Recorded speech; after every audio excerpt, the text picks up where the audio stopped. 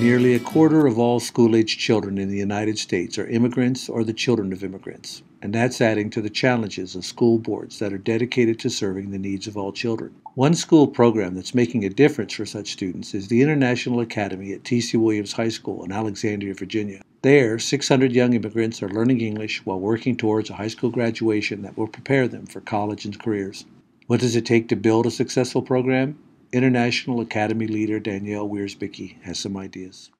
One is, if we look at research, we know that heterogeneous grouping is a better way for English language learners to be learning. So in the past, we always had programs where we have level 1s all together, level 2s all together, for example, and we know that this is not the best way for students to be learning. The other big thing to look at when looking at programming is to look at the idea of language and content integration, because for a very long time, ELL students have been educated by having a language program first and then later being able to access content.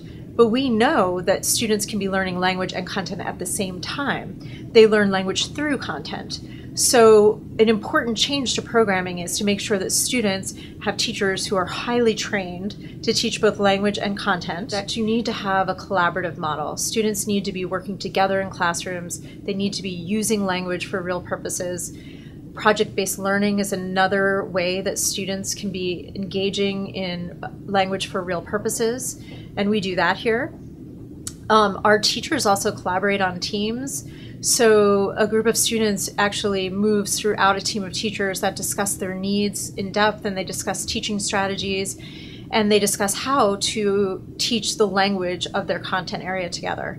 So this time that they collaborate is the way that they're supporting these students. They get to know their students extremely well because they are advisors and they are on a team. So the kids feel like they're part of a team of people that care about their success in every way.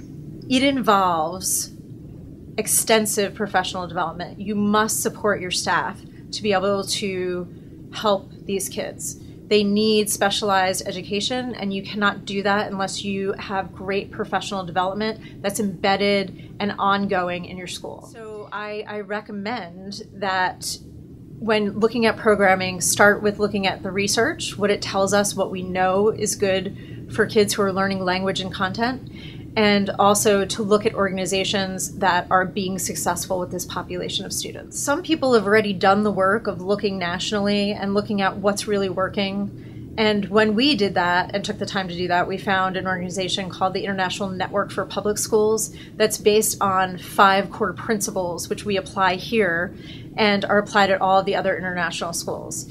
And we recommend that you get support for programming, that you look at organizations like INPS that have had success and you can replicate what they're doing.